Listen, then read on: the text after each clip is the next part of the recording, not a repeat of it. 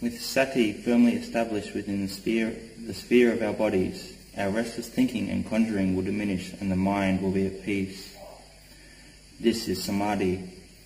When the mind is quiet, we will clearly know what it's like not to have any mental impressions or hindrances disturbing it.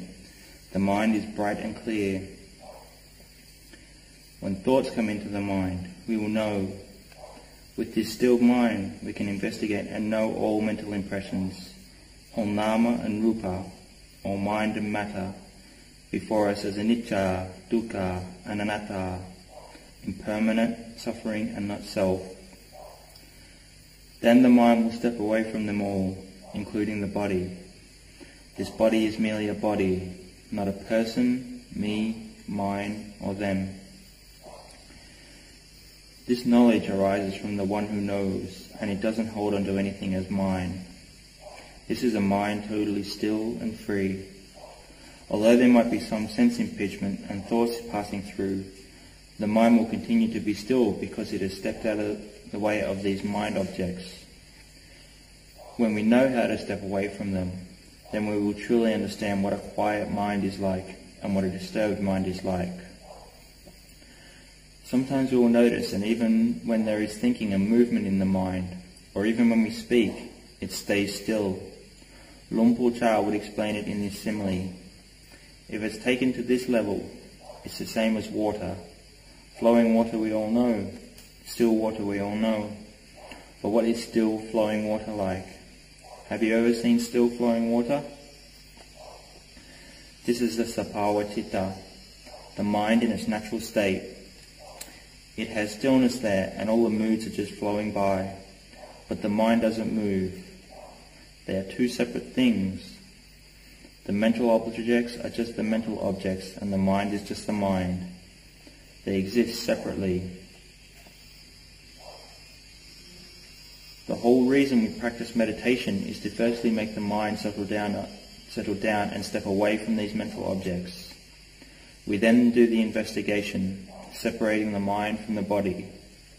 The mind will then turn away and be free from clinging to nama or rupa, even if it's only a temporary suppression.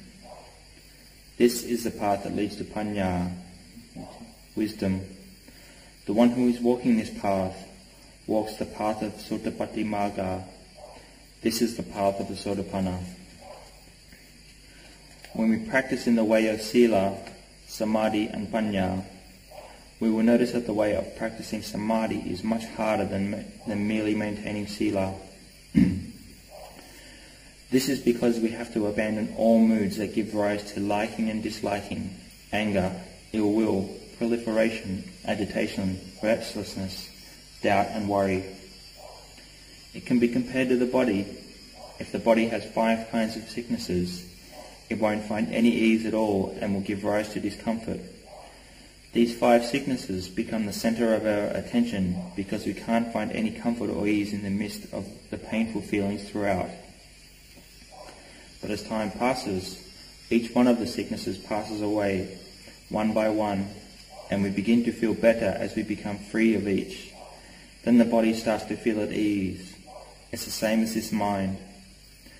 The nirvana are like the 5 sicknesses, but afflicting the mind. Whenever one of the hindrances comes up, it stops us from experiencing peace and drives us into all sorts of liking and disliking, drowsiness, restlessness, or doubting. Then all we feel is unrest and agitation that leads to doubts about the way of practice. Sometimes Luang Por Chah would talk about these doubts and worries in his Dharma talks.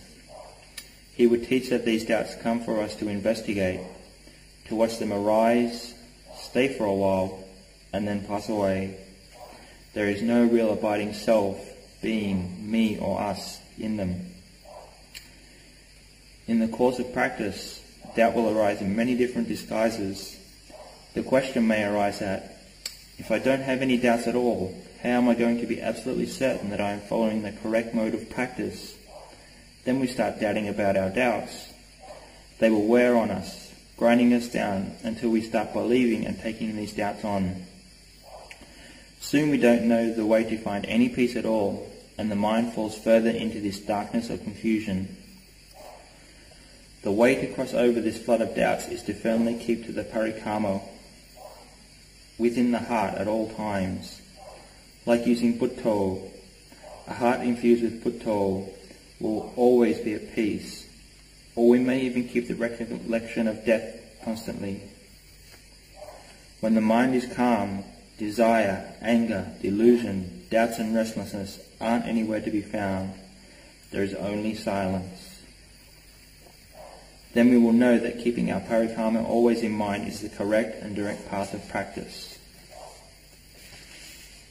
If we keep our meditation subject firmly within our minds at all times, when we have the opportunity to meditate, the mind will gather easily. We will feel a tranquility that we have never experienced before because of the sustained samadhi. Our minds will have radiance and peace within.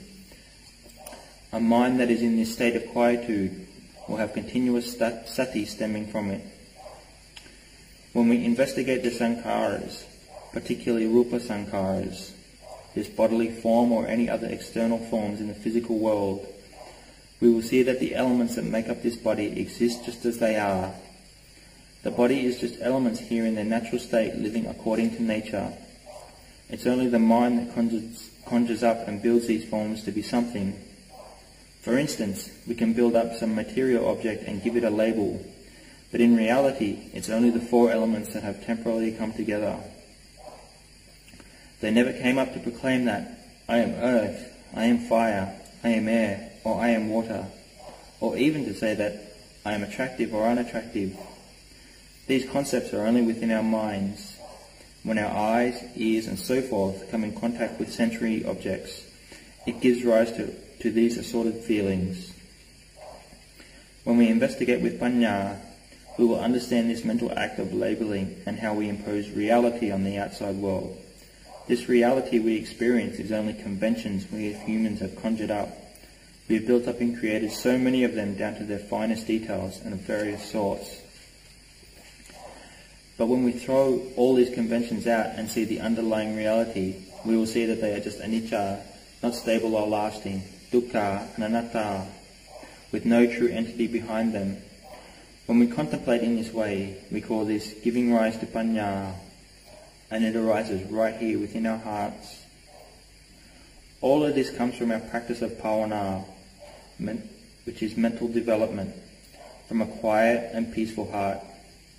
We should work to maintain this solace every day. This is the food and sustenance for the heart. We have enough sustenance to maintain the body already. We have enough of the four requisites to support the needs of this body. We have medicine to cure sicknesses and to prevent various sorts of diseases and relieve the ones that are already present. The four requisites are something quite important because they are what the body needs. If the body lacks any of the four requisites, it makes life very difficult. We have a hall to practice bhavana, to sit meditation and to develop merit. Suppose we didn't have this hall.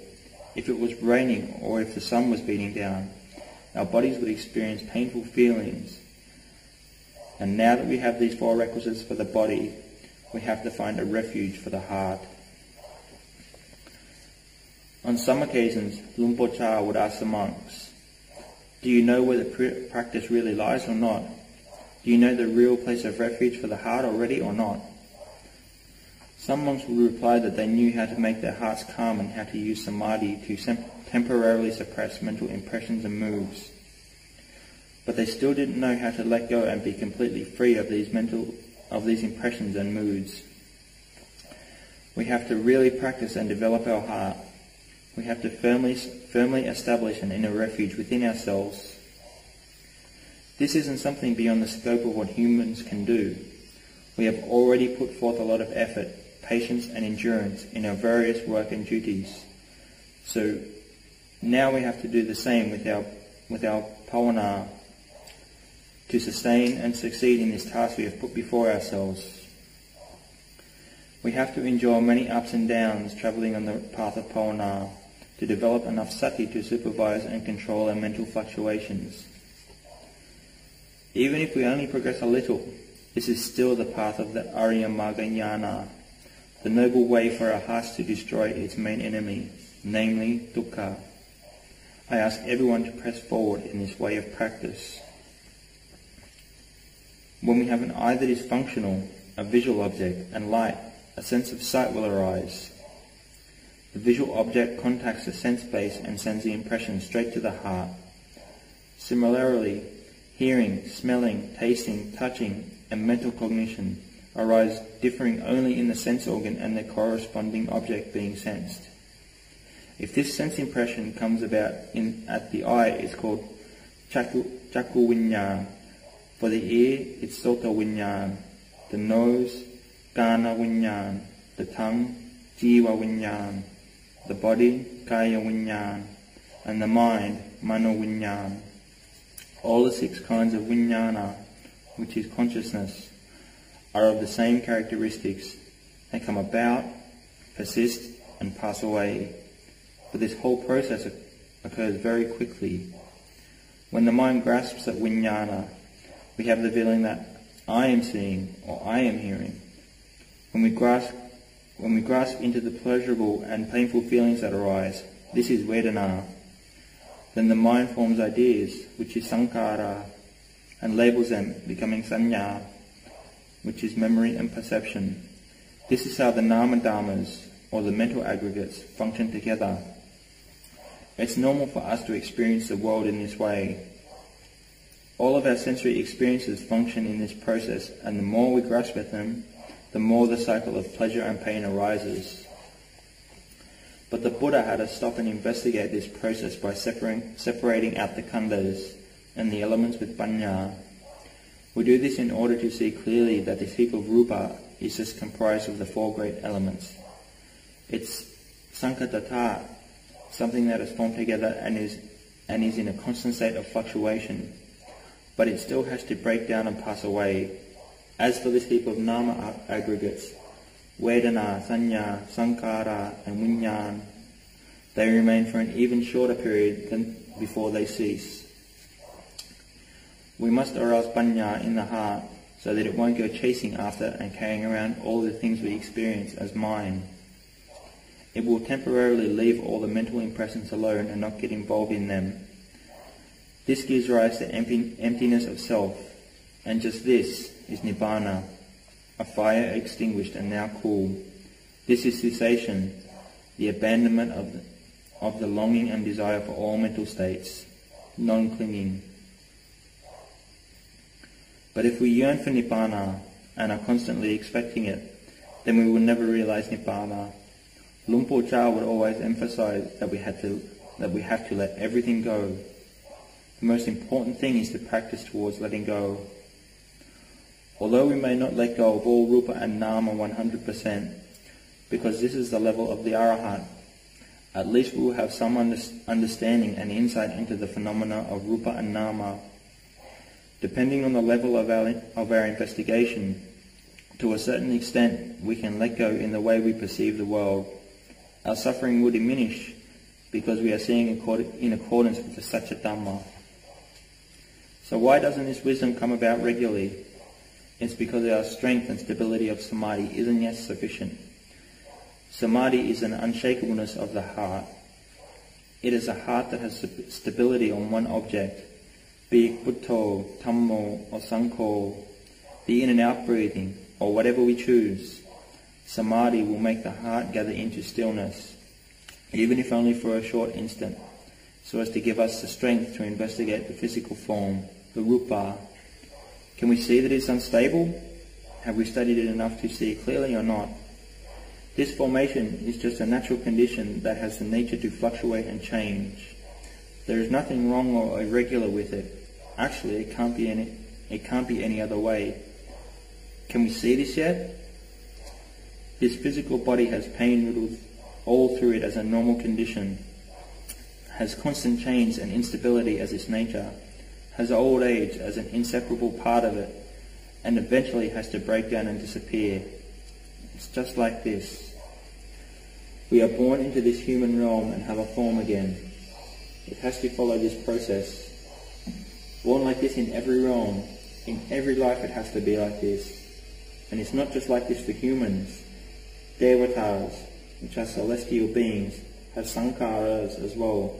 They have rupa sankhara, but it's called upadika, that is spontaneously born in a fine material form. Still, their bodies have to break apart, the same as ours. They can't just remain for time immemorial, because they are also sankatata dhatu, the conditioned element. But there is also another side of this, called asankatata dhatu, the unconditioned element. That is Nibbana. Nibbana is reality. It is something that is here, but we can't locate it in any fixed place or direction. It isn't a destination on any conventional plane, because it's empty. It is emptiness that can't be measured in size. This state of emptiness has no defining place. It has no colour. But it's there. It's the truth. Right here. It's reality. Nibbana is the only thing that is ever really here, because it's the only thing that is lasting and permanent. It doesn't change or fluctuate, because it has no supporting conditions.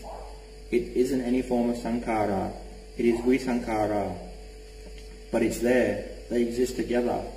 When we have sankharas existing, visankhara must also exist alongside.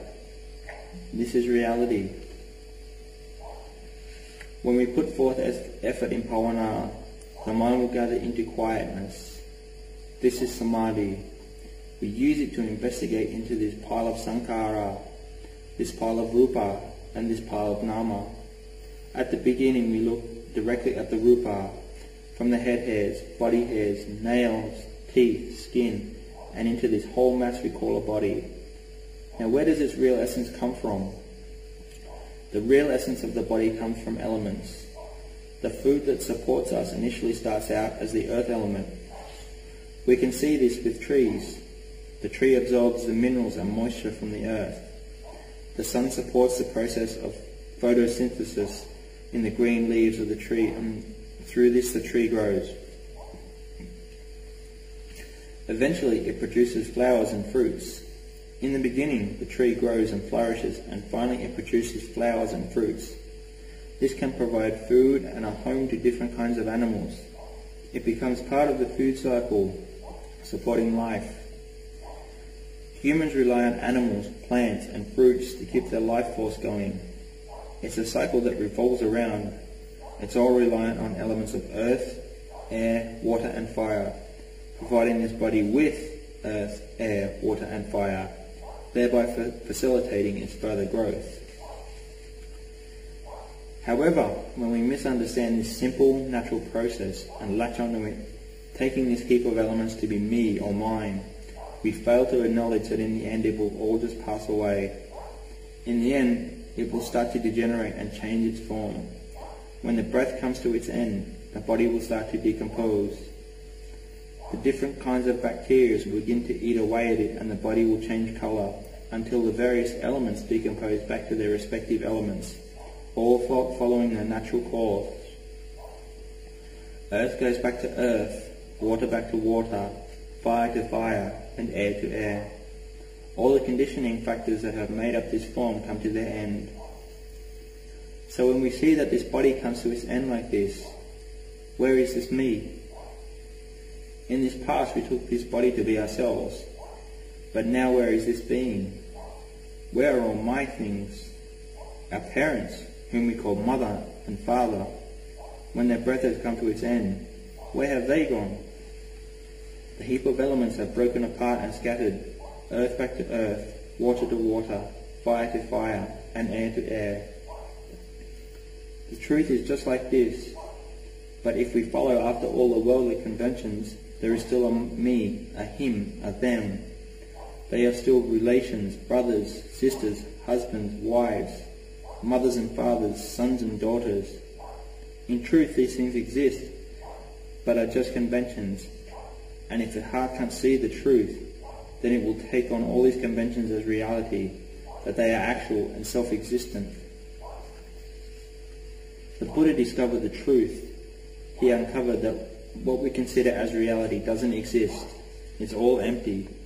There is only arising, existing, and passing away. This is the reality of all phenomena. He saw the Satya-Dhamma, or the truth of things right down to its finest details. Dwelling in the bliss of liberation, he felt that it would be impossible for others to follow this path and to see its fruits. He thought that because there is nothing more refined and exquisite than Nibbana, it would be easier to remain quietly to oneself. Then the Brahma god who had been closely connected to the Buddha came and requested that the Buddha teach his truth to others. The Buddha first thought of his two former teachers, Uddakara Ramaputta and Alara Kalama, but both of them had passed away into formless Brahma realms where such beings lacked sense bases with which they might be able to perceive or hear the teachings. Then he thought of the Panchavaggiya, the 5 ascetics that had previously waited on him during his days of austere practice. He realized that they were capable of seeing the Dhamma. Venerable Anyakonanda was the first to attain the eye of Dhamma, with the other 4 of the group shortly following. They all successfully reached arahatship together. They were able to realize Nibbana because they saw that all rupa and nama are merely anicca, dukkha and anatta, that everything is ownerless. If we have samadhi and use its strength to investigate, step by step we will be able to see that this body is neither beautiful or attractive. It's just elements. Have you seen a leaf? Imagine one. It starts out small as a green shoot, then gets greener and bigger. It then gets older, withers, and eventually falls to the ground. All the green is gone and now it's just brown. This brown leaf gradually decomposes. Finally it changes back to earth. Our body is just the same as this leaf, the same as a tree, the bark, the heartwood.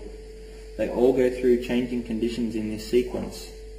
When the life force is gone, it just decomposes and disappears.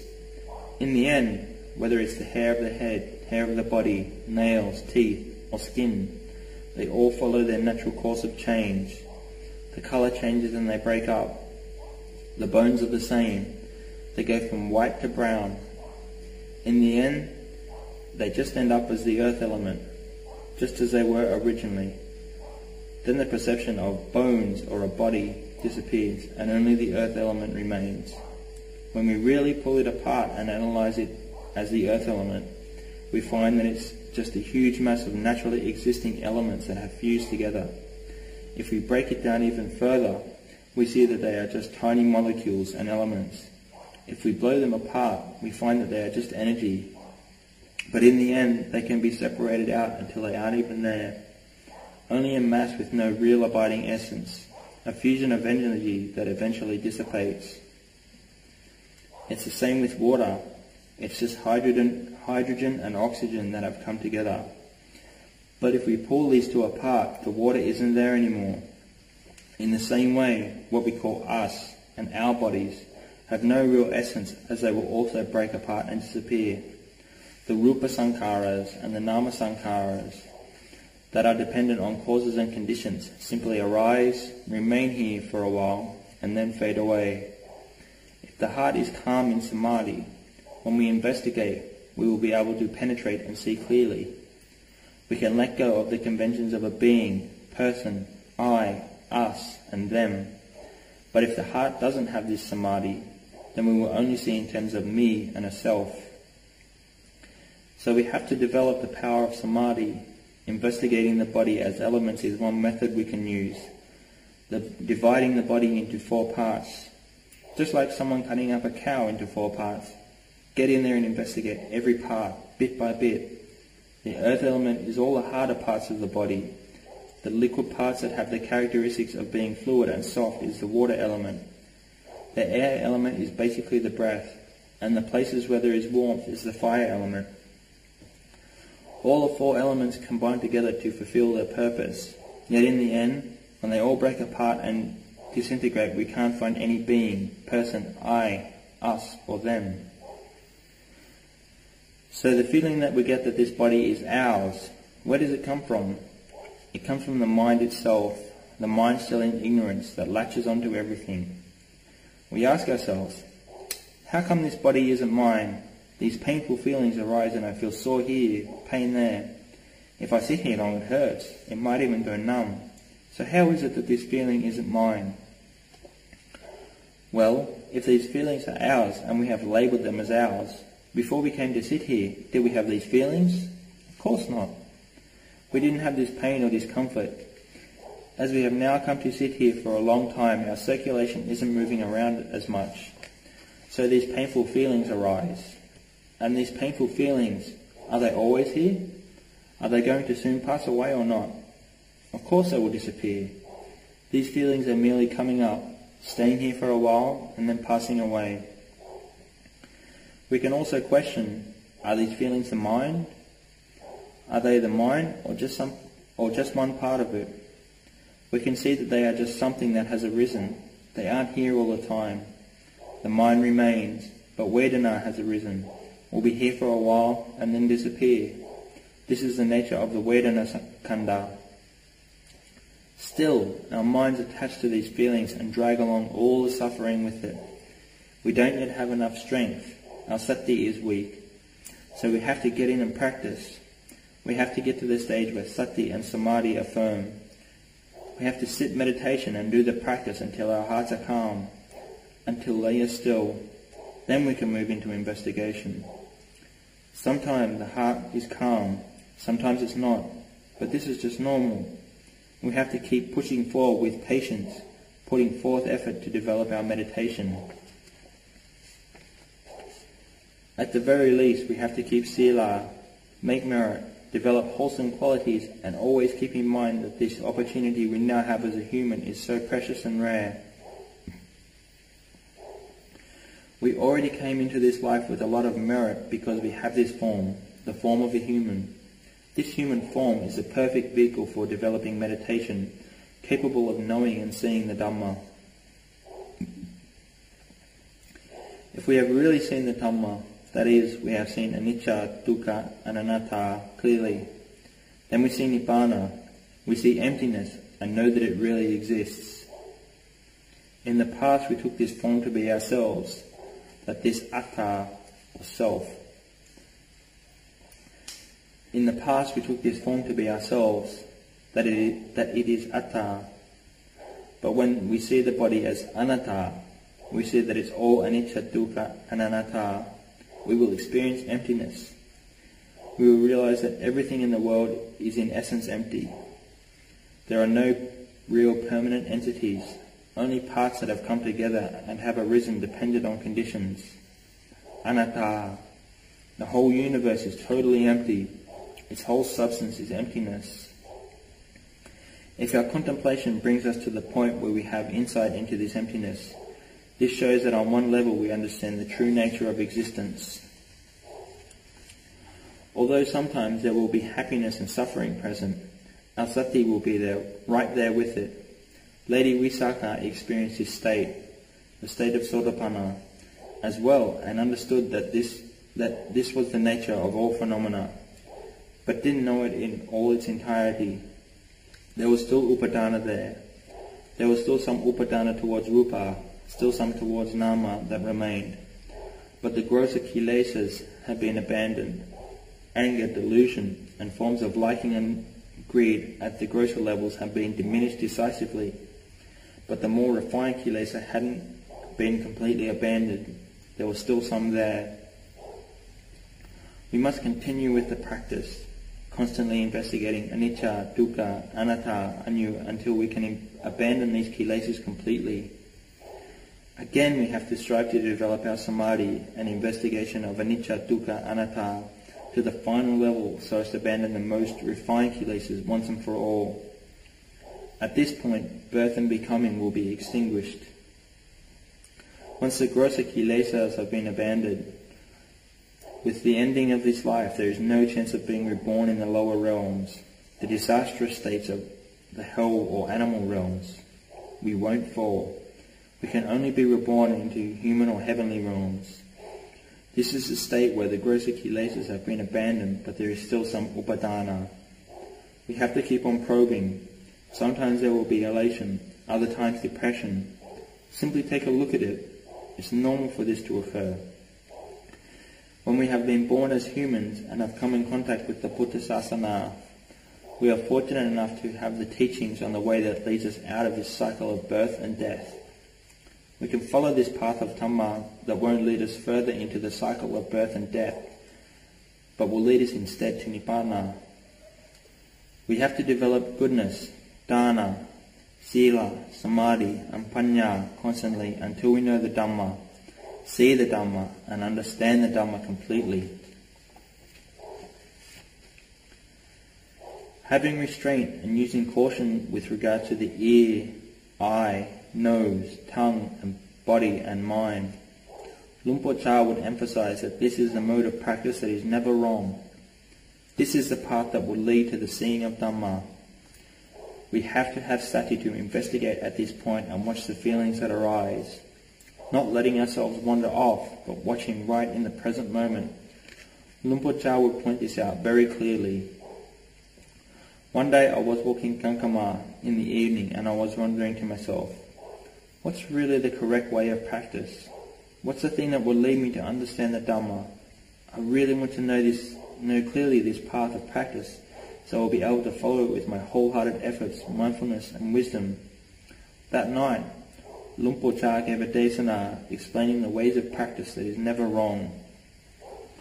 He talked on restraint regarding the 6 indriyas, eye seeing form, ear hearing sounds, nose smelling odours, tongue tasting flavours, the body coming into contact with various sensations, and the mind experiencing mental phenomena. He said not to be delighted or averse. We have to catch these various mental reactions. The way of not being caught into liking or disliking is the middle way. This is the direct path that will lead us to the understanding of Dhamma. Practice in this way. Sometimes in the course of practice, our minds haven't got enough strength. We are experiencing only a little peace and still having various doubts. But we have to keep putting forth effort in the way that we experience calm in the past. Using the kammatthana that we are proficient with, we can use marananusati, mindfulness of death, anapanasati, asupha, puttanusati, or the recollection of the Buddha, or developing metta, loving kindness, and the Brahma Viharas. These are what we need to pursue and develop. Pursue whichever kammatthana we are strong in. The things that we aren't strong in, sometimes we also have to do. Suppose we are finding delight in form. Well, what are we going to do? We have to directly confront and pass through it by countering it with its opposite. See it as a subha. Keep mindfulness along with it at all times. If mindfulness is there continuously, it will carefully watch over the heart and keep it in check. Keeping our heart in a good state is really important. We must continuously watch over our hearts. Luang Por Chah would often emphasize this, that the one that watches over his heart will escape from Mara's trap. So how do we see the Dhamma? He would say, we don't have to do too much. It's just like getting people to come and see what's inside this sala, or meditation hall. Once we find the technique to get them in here, they will see for themselves.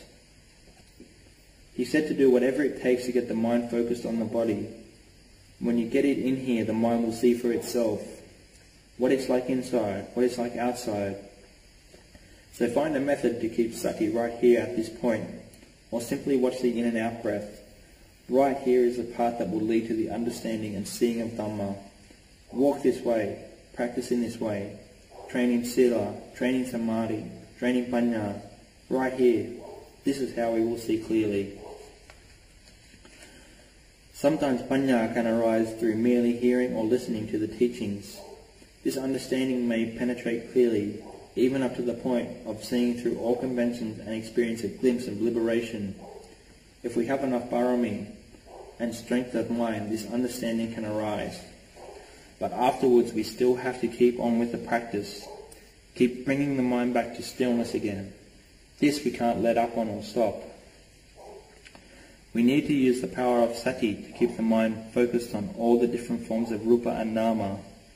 If we force it too much though, it will give rise to stress and agitation. It will feel like our sati has been shattered and the mind won't gather into peace. So we have to relax a little and come back to the present moment. Sometimes we overestimate ourselves and think we have developed enough panya and can see clearly.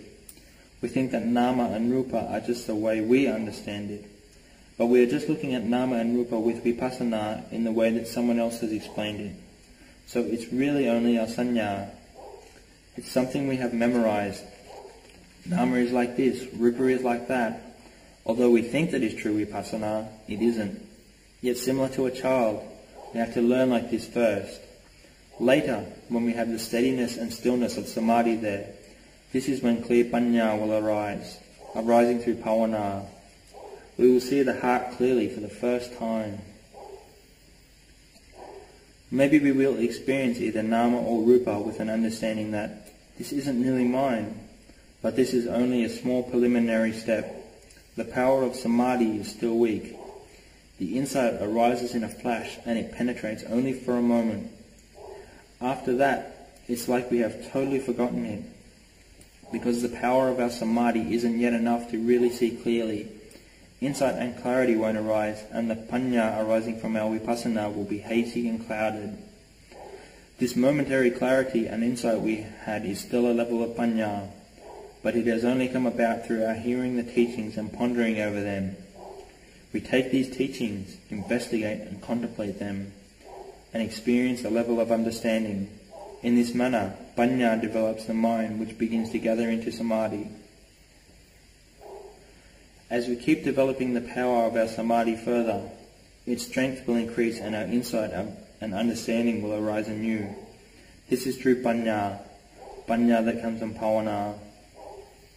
In the method of panya developing samadhi, at the start, we are still on the level of thinking, the activity of vitakara and vichara.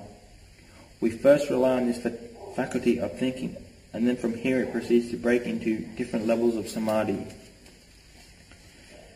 If our parami isn't full, the clarity of understanding that we gain from our practice will deteriorate, and if we don't hear the teachings, it will disappear completely. But then when we hear them again, the clarity arises again. This is panya that is supported through hearing the teachings. If we ponder and consider these teachings on the level of sanya, our clarity will increase and our minds will find a bit more stillness. What is this kind of stillness? The stillness that is here only for a moment is called kanika samadhi. There is some clarity, but only temporarily. Its power cannot be sustained and it disappears. If we investigate anew, it will arise anew. Maybe in a day we investigate 10, 20 times, and some clarity arises, and some clarity will briefly arise at those times. But this clarity can't compete with the further levels because it only rises through the power of our thinking. But if we practice in the same way and our parami is fuller, we will enter the level of upachara samadhi. This samadhi is sustained for longer and its power is increased. From here we can enter into appana samadhi, where clarity is greatly increased. Sometimes we don't even have to investigate a lot, maybe only once a day, but with the power of this samadhi there is energy to sustain the understanding for a long time. If there isn't this power there, then we have to investigate often, contemplate a lot. Through our investigation, calm arises for a moment, but it will disappear. Sometimes it happens that our mind gathers into the calm of upachara samadhi while we are sitting, but when we open our eyes it instantly disappears. It's like we never had any samadhi to begin with, but this is normal. This samadhi is still at the stage where it increases and diminishes. It isn't firm and consistent. It doesn't remain for long and various moods will often possess it. Though we are doing only a small amount of investigation, it is a good start as the mind has been carefully maintained up until this point. It has started to brighten and found somewhat of a refuge. Lumpota would say that Sakaya Ditti is like a hollow wicker ball and our hearts are encircled tightly within. This ball has many layers. It has been woven with 6 or 7 strands. When we investigate once, we have brightness and clarity arise. But once the power of our mindfulness and insight weakens, the nirvana overtakes us and darkness enfolds us. Upadana once again comes. Though when we investigate again, the brightness returns. When we talk about the brightness of the heart, it isn't a complete and enveloping brightness. It's still only partial, perhaps just a small crack of light within our heart that appears just for an instant. But we have to keep at it, keep following this path that will cleanse and clean out our hearts. When we are investigating, practicing and thinking in this way, the investigation will start to yield some results, and step by step the mind will gradually get brighter, bit by bit, bit by bit. It's not completely bright because the power of our samadhi isn't full. So step by step, keep pursuing and preserving, moving from momentary kanika samadhi to upachara samadhi. The mind will experience a radiance and brightness like never before. The darkness of the hindrances that arise with external sense contact will diminish. All the outer impediments will drop away and we will be left with just the inner experience of the mind. Once the mind has gathered into a state of calm and investigated the truth, it is capable of destroying the anusaya kilesa. This is the path of making the mind peaceful and then investigating the body.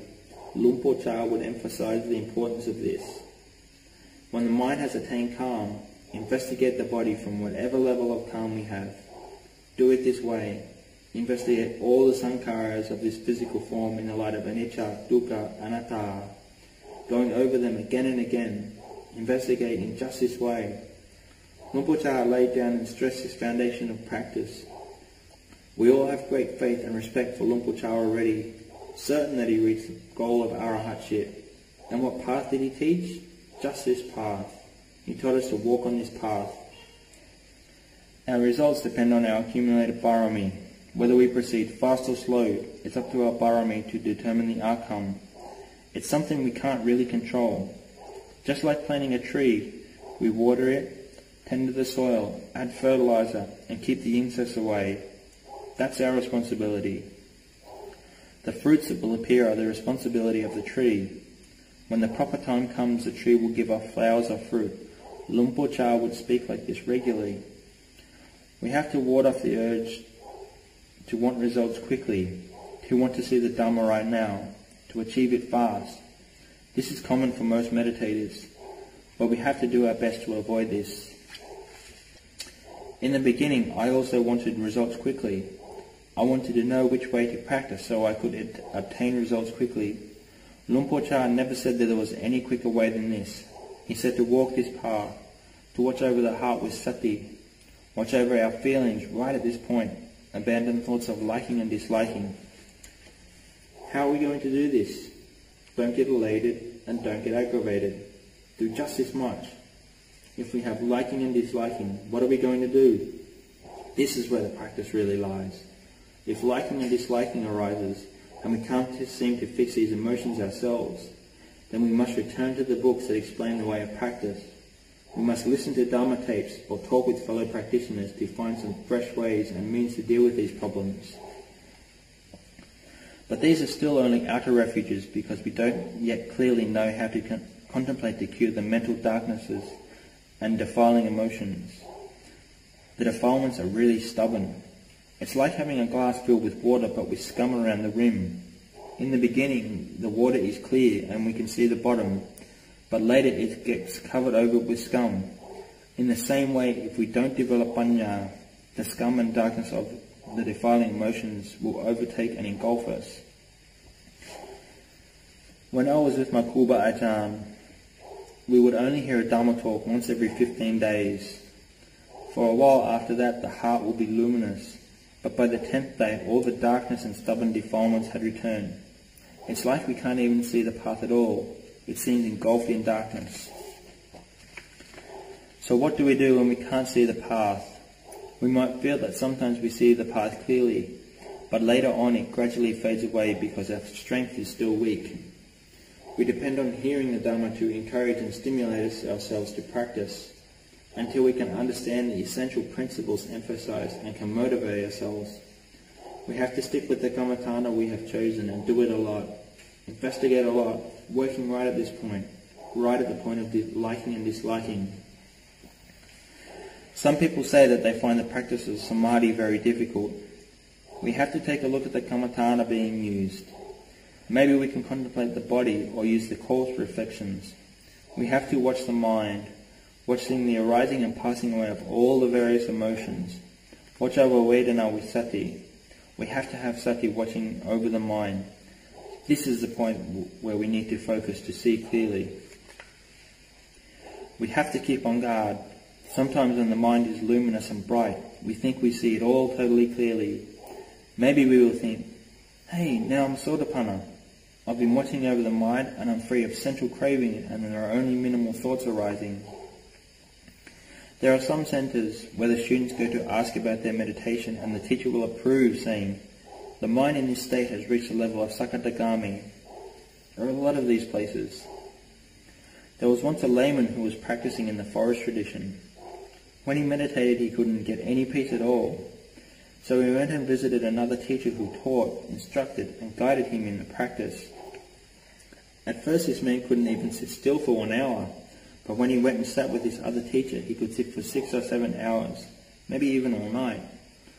After that, this layman was pleased with the results and went to consult this teacher who declared that the layman had seen the Dhamma. From then on he thought he was an Arya Pugala. He couldn't restrain himself from boasting about it. Wherever he went he would loudly broadcast to others that he knew and saw, that he had the Dhamma firmly within his heart, but it was merely on the level of sanya. Later this man, with the help of one of Lumpu Man's disciples, was able to correct his view and backed up his position.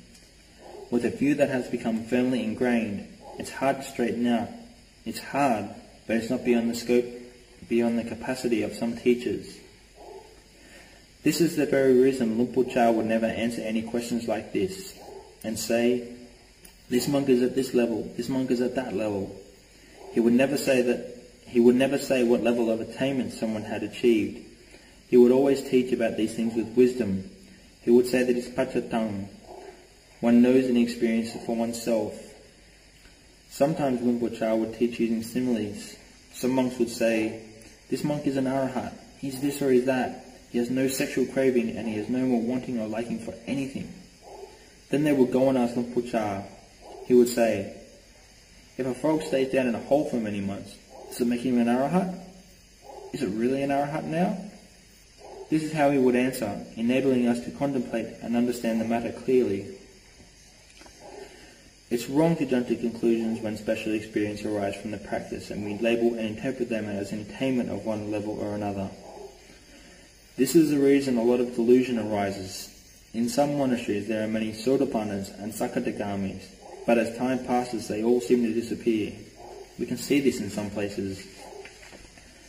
But in our Wat Nong Pa Pong lineage, those who have practiced well don't talk about levels of achievement, because those who have achieved know for themselves. They understand the various ways and methods of practice. Lumpur Cha emphasizes a lot. Sometimes we may think, oh, why is it everyone around me seems so sure of themselves and so free of doubts, but I'm filled with them? It's because, though our wanting to see the Dhamma has come about through a lot of listening and studying, which is a form of wisdom, it causes us to expect certain results. It's a constant struggle that gives rise to restlessness. We want so much to achieve. Lumpur Cha would say to put it aside for now. Just leave it alone at this point. It's like a glass filled with water. We have to pour the water out before we can put drinking water in. If the glass is filled with water already, the drinking water can't go in, it will overflow. In the same way, if we think we know everything, then the Dharma can't enter our hearts. So at first we need to reduce ditthimana, which is conceited opinion. This is really important in the way of practice Lumpur Cha taught.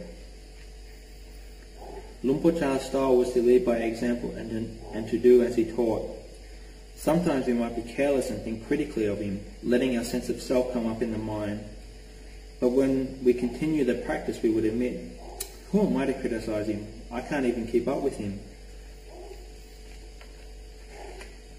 Maybe we have good samadhi. In those days when my samadhi was good, piti would arise. I could get into upachara samadhi. My mind was cool and at ease.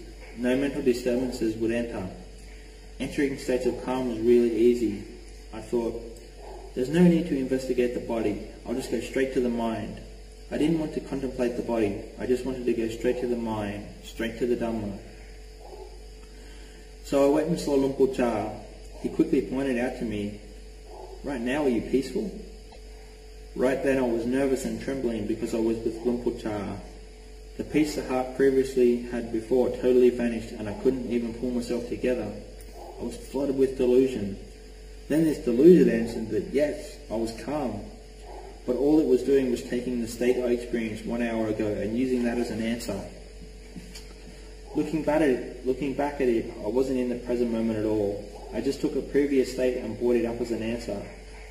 But Luang Por Chah knew that this was just delusion talking. He said to go back and keep investigating the body over and over. This really stuck in my mind. Keep investigating the body, right here in this physical mass of sankharas. Still I thought, why does Luang Por Chah keep having me investigate the body when my mind is so calm? All I want to do is delve into the mind. I wanted to fast track the Nibbana, but later the deeper levels of samadhi that I had been experiencing subsided. That's how it goes, down, down, down, until it's like we have no samadhi at all. We have to go back and carefully tend to the mind anew. We have to re-establish samadhi within the heart. And this is really hard. It's a real struggle. Step by step, inch by inch, contemplating death, walking kankama, sitting meditation, keeping the mind with the parikrama as much as possible. Slowly but surely it gets better, step by step, and when it gets better, it's better than before. There's more power and Satipanya than there was before. Getting in and investigating the body as a subha, as filthy, seeing the body as more and more unattractive, the heart experiences greater levels of piti. As we see the unattractiveness of the body, the heart goes into deeper levels of happiness. The more we see the body as unattractive, the greater the peace becomes. It functions back and forth like this.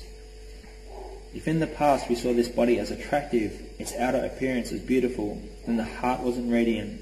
It was engulfed in darkness and overrun with kilesas. But if we see the body as something not beautiful, then the heart becomes beautiful. It becomes bright and luminous because it sees the truth. It's as if the heart flips over and experiences true peace. It becomes calm and still. Investigate hair of the head, hair of the body, nails, teeth, skin. When they are refined and broken down, we can see them as elements. Just elements, earth, water and fire. Separate the whole mass out and analyze them as anatta. If we pull them apart and see them as anatta, then the heart comes to peace. Back and forth, back and forth. Pursue it to the end and try and find yourself. Separate all the elements and see them as they really are. Understand and know what these elements are like. Take a look inside. Where is the earth? Where's the water? Where is the fire? Where is the air? Really look closely. In and out, back and forth, round and round. Split, divide and analyze them from the angle that they are just elements. Here's the earth, here's the water, here's the fire, here's the air. Investigate down inwards. What's in this body? Poke and prod at it right here. Pick it up and analyze one part. Today just focus on the water element. What is the water element like in this body? Investigate just this one part. Is this water a person or self? Review and reflect upon it like this. Water is just water, isn't it? Is the water outside a person or a self? So why is the water inside this body a person or a self then? How is that so? Is it really a being or a person? Investigate this thoroughly and clearly. Bile, phlegm, pus, blood, spit, grease, urine. Investigate them one by one, closely, back and forth, all through the water element until we see the whole mass joined together as anatta. Our heart will become at ease, like a weight has been lifted, because we see the truth. We keep on investigating, looking at it over and over again until we feel that its intensity has faded and become flat, until the investigation becomes stale. Then investigate another part of the water element. Change it around often and bring it back to the start and go again. Investigate the earth elements as well, the hair of the head, hair of the body, nails, teeth and skin. What are they like? What does the earth element appear like? How does it change its appearance? In the end, what does it end up like? Where does it go and where does it come from? Why is it in this state now? In the past, was it the same? Investigate back and forth, over and over, until it falls apart and is reduced to its original state. The food that we consume is just elements as well. How does it enhance and supplement us? Look at it. The earth adds to earth, water adds to water, fire to fire, and air to air. Investigate right at earth, water, fire, and air. Right here. This mass of 4 elements, over and over, in and out, right down to the finest details, and then build them up again in fine detail. Do this for clear seeing and understanding. This is the wisdom that comes about through investigation. So our samadhi, where is it at? If our investigation leads us to kanika samadhi, it still means we only have a little strength. But if we keep investigating in this way, bringing about more calm, it can lead us to appana samadhi, where the mind really becomes still. When we come out of appana samadhi, we don't have to teach or tell it what to do.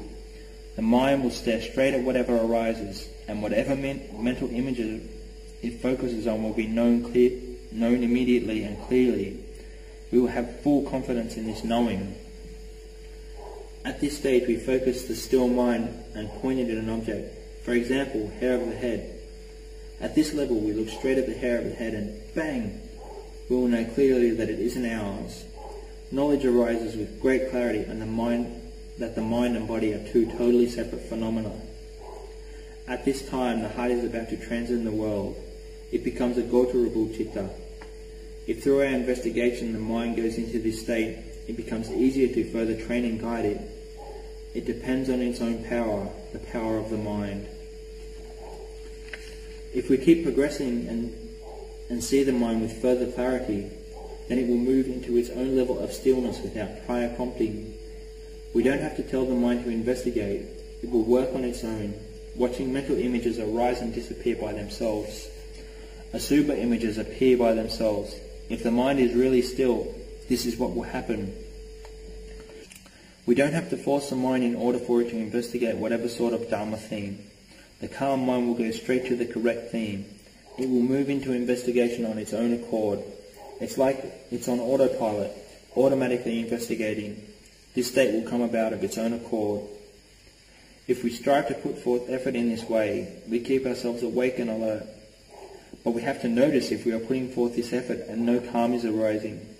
We may even be close to proliferation, Dharma proliferating. If we have been investigating, but our minds haven't gathered into any calm, it's basically just proliferating in the way of Dhamma. We really have to be careful with this. If it's just Dhamma proliferation, we can give a discourse all night. We can preach our Dhamma from the start of the night right through to when the sun rises the next day. Some monks do it like this. They can speak and keep going on for 4, 5, 6 hours. But when their own moods and problems arise, they can't fix them at all. They can't correct their thinking because their panya can't keep up with it. This is because it's only the panya of memory, of our own thinking. They can't keep up with their moods, and when they can't keep up with these moods, they become distressed. So we have to step back and take hold of the situation, bringing our mind back to whichever meditation object we use to attain calm. Sometimes we may think we should only investigate, but sometimes we have to rely on the calm that we attain from samadhi practice. Anapanasati is the foundation stone of the meditation practice.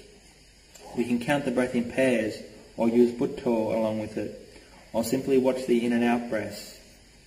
We have to use whatever methods and skillful means we have to bring us calm and stillness. This is the way the Kuba Ajahns taught and the way they instructed. They taught that when the eye sees form, ear hears sounds, nose smells odours, tongue tastes flavours, body comes into contact with sensation, and the mind with mental objects, then to notice whatever arises. The objects that arise in the mind are called Dhamma aramanas, thoughts and moods, sometimes wholesome, sometimes unwholesome. The mind grasps these things as being mine and myself, but the Kuba Ajahns tell us, no, they're not yourself. Take this kind of thinking and throw it out. This thinking which is bound with clinging is kilesa. We are just clinging to our own thoughts and sense of self, and this gives rise to kilesa. But just thinking isn't kilesa. When we grasp at it, that's a kilesa. It's like the skin of a fruit. If we don't need it or can't use it, throw it out. Like fish bones. What use are they? We only eat the meat. Throw them out. The Kuba Ajahns taught that these defiled thoughts and emotions are something to be thrown out, something with no inherent core or meaning. Their teachings are entirely for the purpose of letting them go.